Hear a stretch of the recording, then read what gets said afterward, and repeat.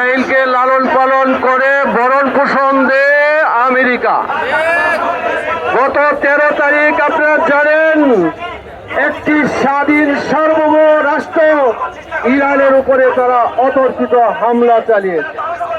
সুতরাং ইরানের বাঁচার অধিকার আছে, স্বাধীন সার্বভৌমত্ব রক্ষা করার জন্য ইরান তার পাল্টা প্রতিবাদ করার অধিকার রয়েছে।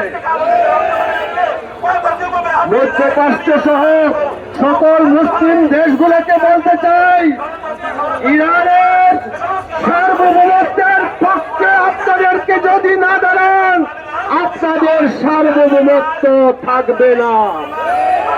ইসরায়েলের বিরুদ্ধে সারা বিশ্বের মুসলমানরা যখন প্রতিবাদ করছে, তার প্রতিবাদের বিপক্ষে তারা গাজায় তাদের হামলা অব্যাহত রেখেছে।